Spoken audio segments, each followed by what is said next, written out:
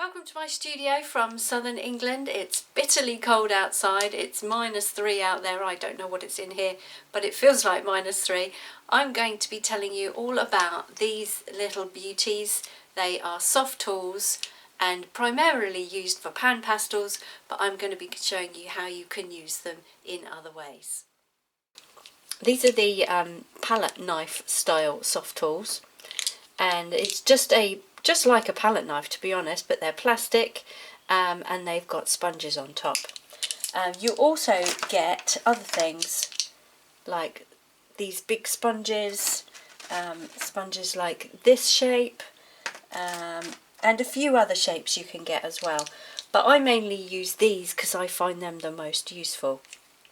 They come with the pan pastels, and they are little round pans like this full of delicious pigment, and they've got their colours on the back.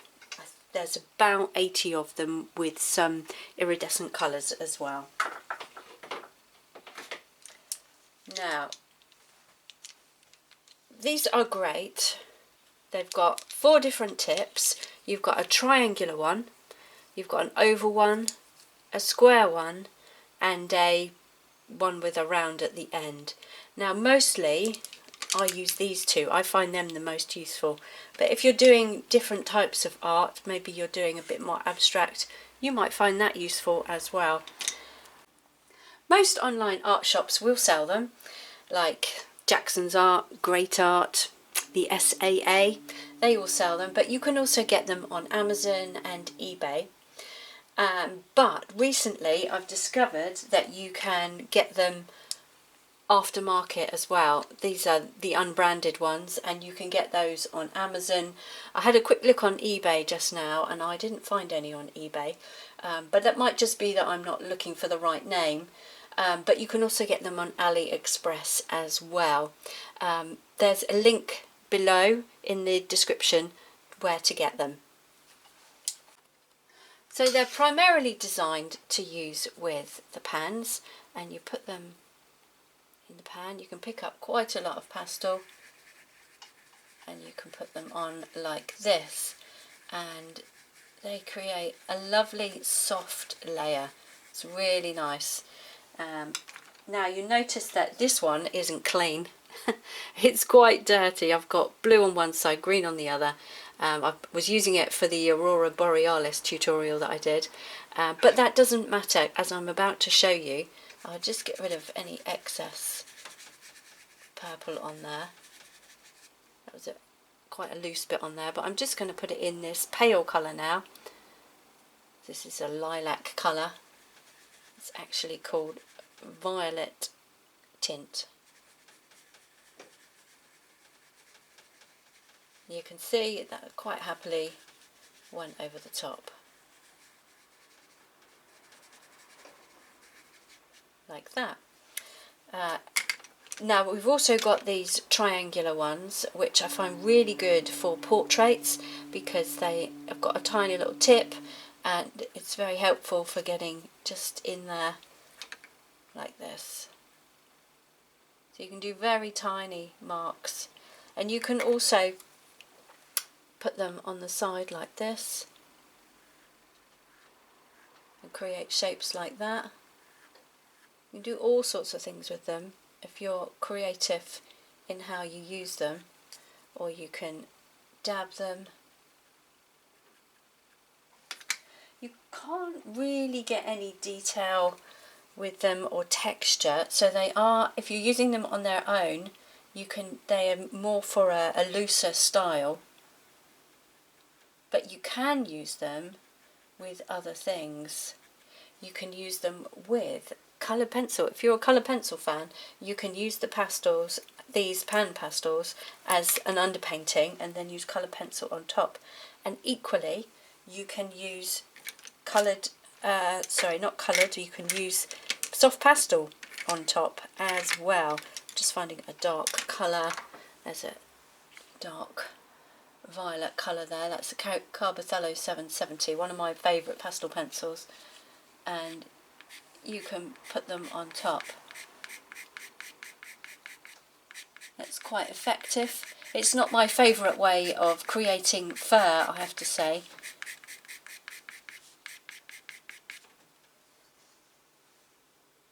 But they are effective. The only problem comes if you put too much pastel on the paper. So if I go like this, put quite a bit on, put some light top, give that a nice blend together.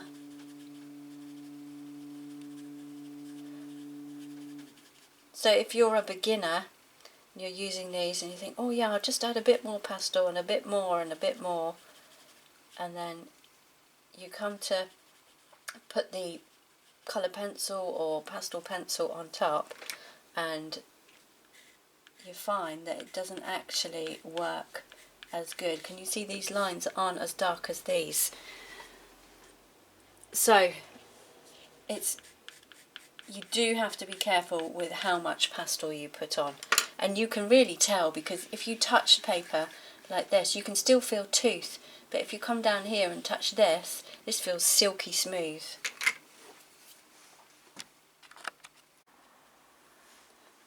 Now I've got quite a lot of pastel on there, and you want to clean that off before you go with a different colour. And you can just wipe it on a rag, or I like to use a flannel because I can recycle that rather than a bit of tissue. Although this is a bit of tissue, but it's kitchen paper. But usually I use flannels.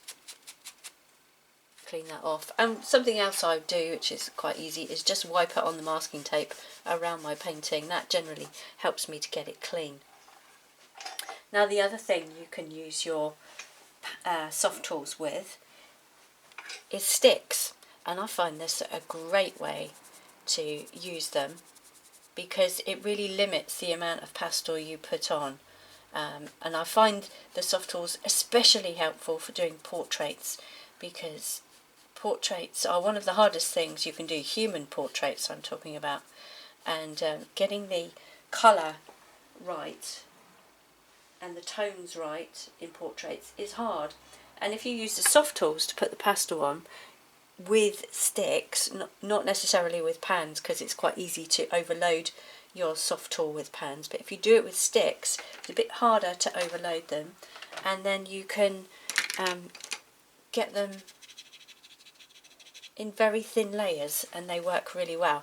So this is the kind of tool I'd use with portraits. In fact, this is the one I was using the other day in a workshop on portraits.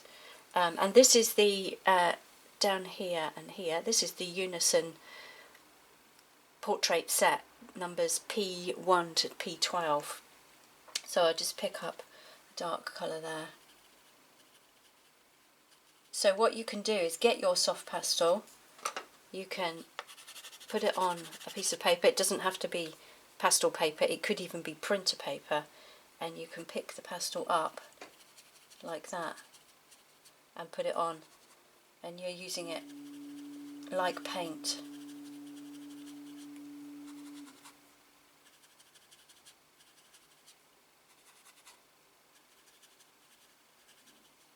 There we go. You can see how quickly you could build up a skin tone there by using just a very light amount of pastel.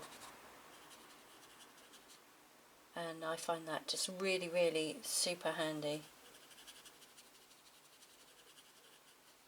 There, that's a nice range of tones that you'd find in skin there. And it'll work with most soft pastels that are professional grade, like this. So this is a Terry Ludwig one. You see how easily that pastel came off there, and you can put it on there. That's very easy. But when you've got something like a an inscribed pastel, for example, let's go with this one.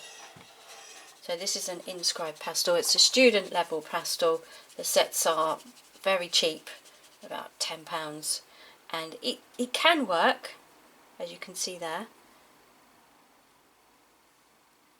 There you go, this pastel is working.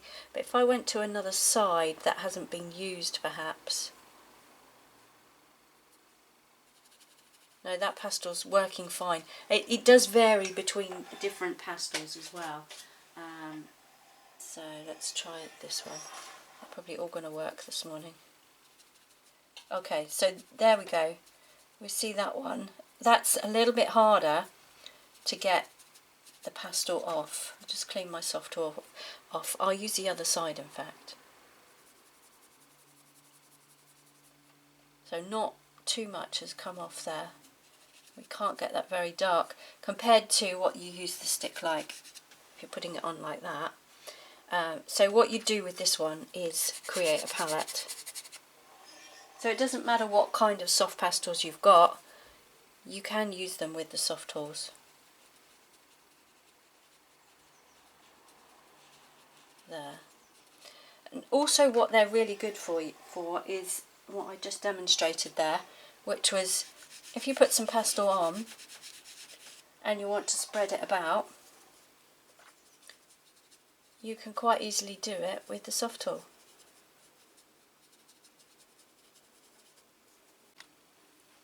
Don't know if you've seen this image here. It's an upside down horse. It's a recycled piece of pastel mat, and you can wash pastel mat and it saves quite a bit of money, and this paper isn't on the cheap side. So I would recommend learning how to recycle pastel mat, and I've got a video on that and it's in the description. Now, one thing that you don't want to do with these soft tools is break them, and they can break really easily. And I'll just show you, if I've got an old one here. The more you use them, the better you are at not breaking them, obviously.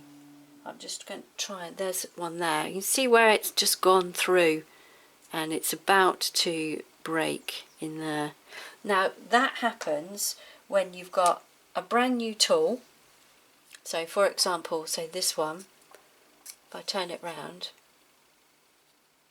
and this is how you put them on. If you just pull down one side, you're likely to rip the sponge. So if you pull down each side like this, there's less chance of you ripping it. Got a brand new sponge, got a brand new piece of pastel mat. This one has got a tiny bit less tooth, so it's a bit softer.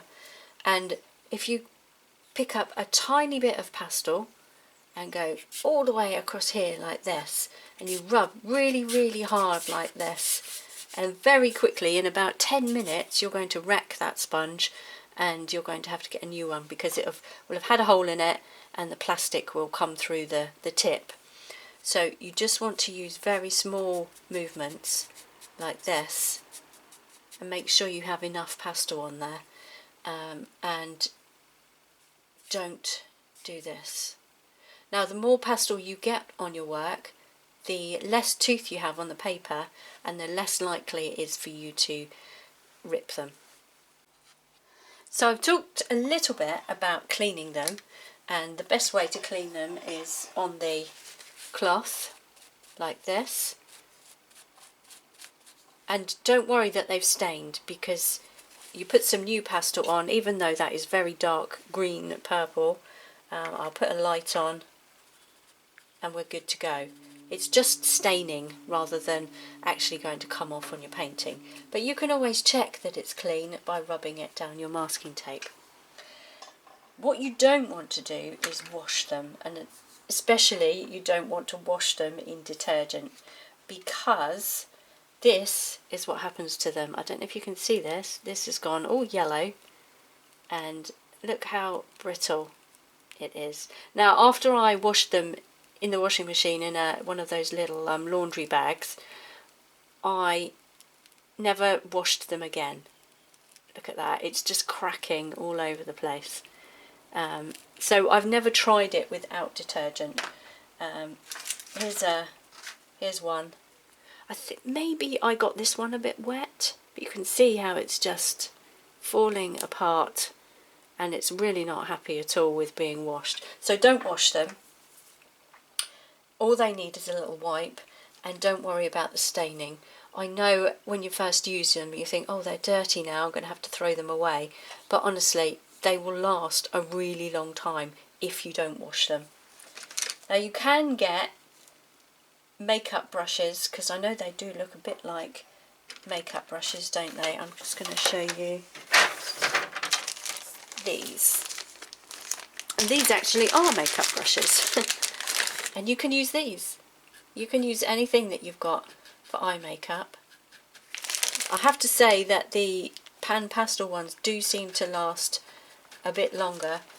Even the aftermarket ones that I was telling you about, they seem to be really good. I've been using them a few weeks now and they're really good. Here's a little pouch that I purchased.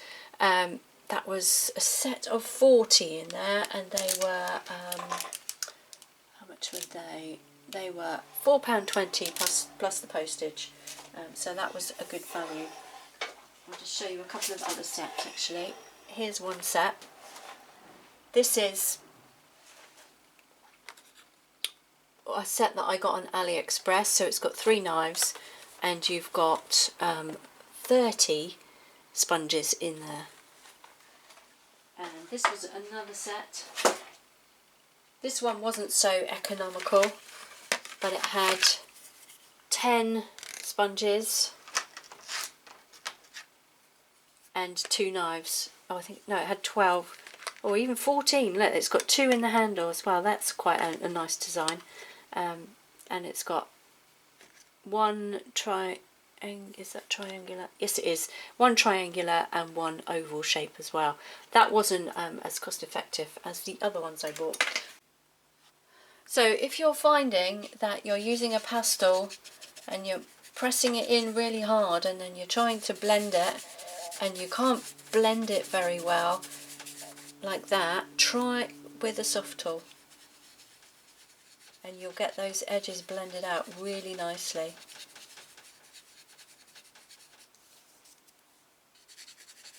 That one changed the colour a bit because I had a bit of other colour on here. I didn't clean my soft tool off before I did it, so I've just cleaned that off. And you can see it's so much better for the blending. But what you do notice is that the colour dulls, so you have to be careful with how much blending you do, and you can just gently dab to get a darker colour there. So one thing they're very good for is the bouquet backgrounds. If you're using a pastel stick, you might find that you have difficulties blending colours together,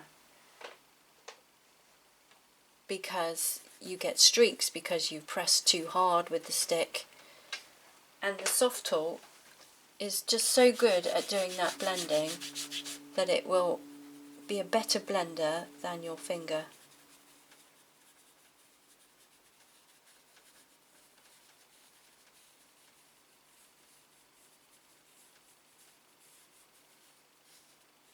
It just blends those colours out.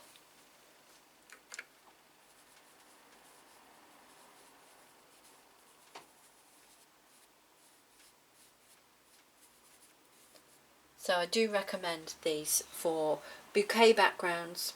If you like doing an underpainting, you can use them for that as well. And you can do some detail with them if you want to have a bit of a looser style. So just do a little bit more of the detail. You can get some marks on like this. You can see you could create some kind of, perhaps you're doing feathers or fur, you could create some kind of nice effect like this. And that would work really well, wouldn't it? As long as you don't get too carried away, because you could end up putting too much on and everything going to a blur. So you have to know when to stop. But that's true with any art.